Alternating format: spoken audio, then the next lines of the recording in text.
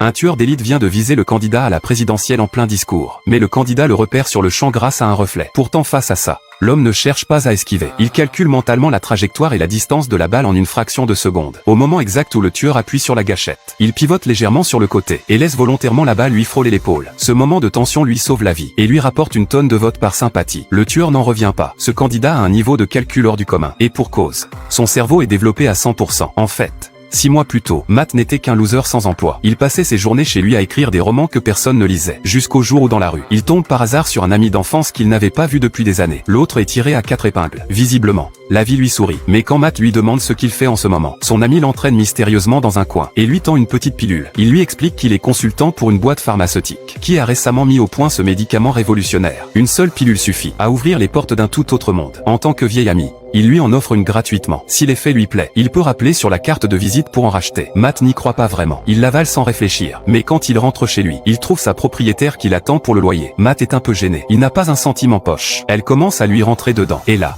Matt ressent quelque chose d'étrange. En une seconde, son cerveau s'active à 100%. Il suffit d'un regard sur la propriétaire pour qu'il comprenne qu'elle est à bout à cause de son examen de droit. C'est pour ça qu'elle est aussi à cran. La femme n'en croit pas ses oreilles. Comment il pouvait savoir qu'elle préparait un examen de droit? En fait, un coin de son livre dépassait de son sac. Matt l'a capté en un clin d'œil. Et son cerveau a instantanément remonté à un bouquin qu'il avait feuilleté 10 ans plus tôt. Chaque détail de ce livre lui revient mot pour mot. Il se met à lui parler de droit avec une aisance folle. Et la femme est immédiatement captivée. En peu de temps, elle cède. Elle accepte que Matt rédige sa dissertation en échange du loyer du mois. De retour chez lui, Matt déborde d'énergie. Il nettoie son appartement crasseux en 10 minutes chrono, puis s'installe devant son ordinateur. Les idées se mettent à fuser. Des concepts brillants s'enchaînent dans sa tête. Et en un rien de temps, il pond un roman entier. Il a remis son manuscrit à la maison d'édition, qui reste bouche bée. Il lui propose le double des droits d'auteur sur le champ, et lui demande d'écrire la suite au plus vite. Elle veut être sa première fan numéro 1. Avec un tel pouvoir entre les mains, Matt a l'impression de toucher le sommet. Mais après une nuit de sommeil, il se réveille épuisé. Son esprit redevient aussi brumeux qu'avant. En fait, le médicament ne dure que 24 heures. Une fois passé ce délai, Matt redevient un homme ordinaire. Il faut absolument qu'il en récupère d'autres auprès de son ami. Il achète quelques cadeaux et se rend chez lui en suivant l'adresse sur la carte de visite. Mais quelque chose cloche. La porte n'est pas verrouillée. Il entre et ce qu'il découvre le fiche sur place. On dirait que l'appartement vient d'être mis à sac. Les affaires sont éparpillées partout. Et son ami d'enfance, assis sur le canapé, ne respire plus. Matt se force à garder la tête froide. Si la pièce a été retournée comme ça, c'est que les intrus cherchaient quelque chose de précis. Matt comprend aussitôt. Ces gens qui ont forcé la porte cherchaient forcément les pilules. Il ne sait pas s'ils ont trouvé ce qu'ils voulaient. Alors il enfile des gants et se met à fouiller à son tour. Mais il retourne tout l'appartement, sans trouver la moindre pilule. Il est sur le point d'abandonner, quand il remarque plusieurs sacs de livraison dans la cuisine. Matt s'en rendit compte immédiatement. Un mec qui n'a jamais cuisiné de sa vie. Qu'est-ce qu'il faut avec un lave-vaisselle chez lui? Il fonce dessus et fouille l'intérieur avec soin. Et là,